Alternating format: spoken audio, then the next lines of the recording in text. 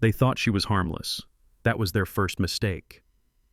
They looked at her and saw an old black woman in a faded house dress standing alone on a quiet porch, and they figured she was easy to scare, easy to push, easy to erase. What they didn't understand, not for 1 second, was that the moment they crossed that line, they weren't dealing with just her anymore. They were stepping into something much bigger. And yeah, by the time they realized it, it was already too late. That Sunday morning started like 100 others in Brier Hollow. Heavy air, the kind that sticks to your skin before the sun's even fully up. Cicadas buzzing like they've got something to say. The smell of yeast and cinnamon floating out of an open kitchen window. Lillian Brooks was inside that kitchen, hands dusted with flour, humming an old hymn she'd been humming since she was a girl. 71 years old, bad knees, stiff fingers, but still moving with that quiet purpose people get when they've spent their whole life taking care of others. If you lived on Cedar Lane, you knew Miss Lillian. She fixed hems, watched kids, brought food when someone passed.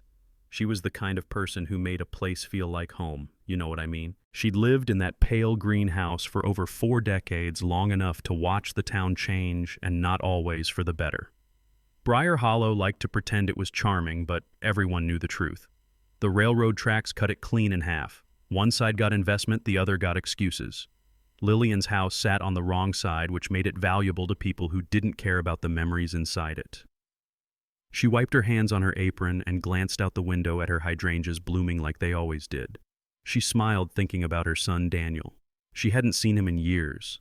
He never said much about his job, just that he worked overseas, that he was fine, that she shouldn't worry. Mothers always worry. She prayed for him every night. She didn't know the man he'd become. To her, he was still the boy who scraped his knees and begged for dessert before dinner. Across town, Sheriff Calvin Rourke was already in a foul mood.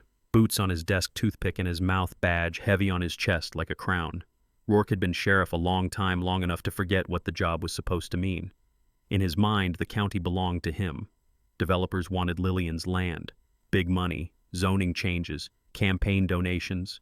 The only problem was that she wouldn't sell, and worse, she didn't scare easy. "Judge won't sign the warrant," one of his deputies said, nervous. "Says there's no cause. Says she's respected." Rourke didn't even look up. "Probable cause is what I say it is." He opened his desk drawer and pulled out a small bag of white powder. Problem solved. The plan was ugly, but it was familiar. No knock, plant evidence, asset seizure.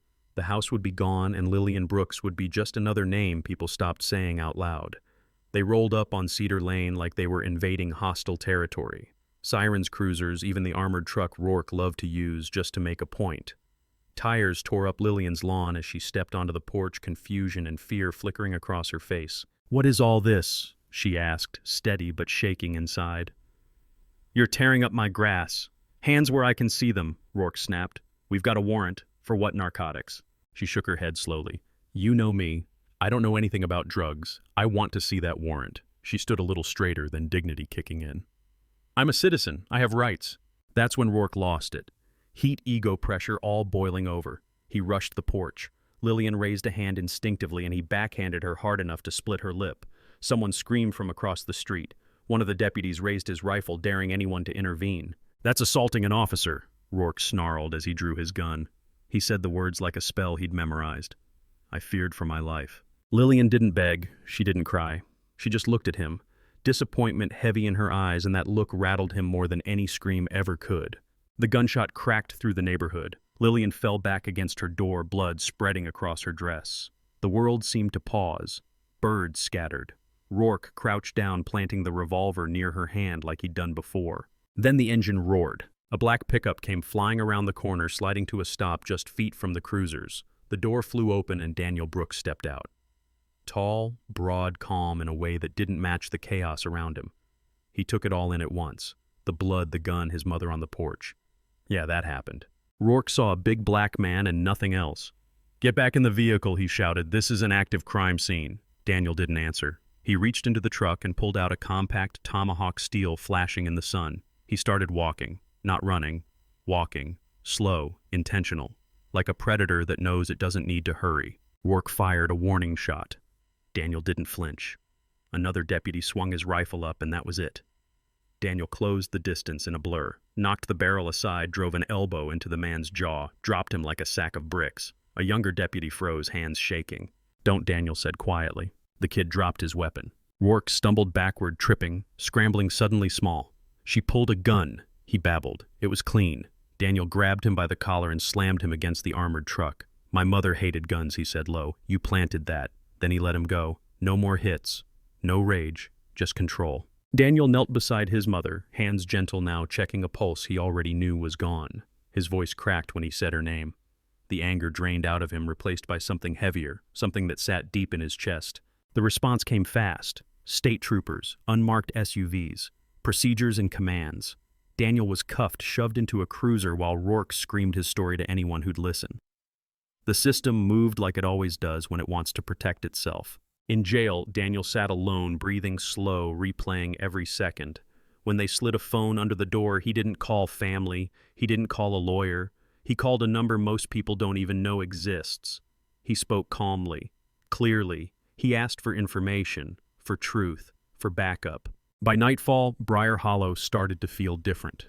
Rourke got a call, a voice telling him to resign, to turn himself in. He laughed until he looked out the window and saw the SUVs, the men in suits, the drone hovering like an eye in the sky. Evidence started hitting the internet. Body cam footage, drone footage, the planted gun, the execution. Millions of views in hours. The lie collapsed in real time. At the town hall that night, Rourke tried to deny it. Called the video fake. Said outsiders were stirring trouble. The room was tense, sweaty, angry. Then the doors opened. Daniel walked in wearing his dress uniform, medals catching the light. Behind him came men from different branches, different wars, all moving with the same quiet confidence. The room went dead silent. You could feel it. Rourke shrank behind the podium. I'm here for the truth, Daniel said, calm, steady. And it's already caught up with you. When Rourke tried to pull a gun, tried to create chaos, it ended fast. One clean movement, disarmed, on the floor, cuffed by federal agents who'd been waiting for that exact moment. The trial was quick. The evidence was overwhelming. The sentence was life. Lillian's house didn't get bulldozed. It became something better. A community center, a kitchen, a garden, a place where kids could be safe and elders could sit in the sun. Daniel stayed for a while, making sure things actually changed, not just on paper. Then he left, back to a life most people will never understand. Brier Hollow still argues about that day, about justice, about violence, about whether Daniel did the right thing or crossed a line. Some say the system worked, others say it only worked because someone forced it to. So I'll ask you this, when the badge becomes a shield for cruelty, when the law protects itself instead of people, what does real justice look like to you? Where's the line between restraint and responsibility? Drop your thoughts in the comments. Share your own stories if you've seen something like this. And if you believe these conversations matter, hit like, subscribe, and keep this channel growing.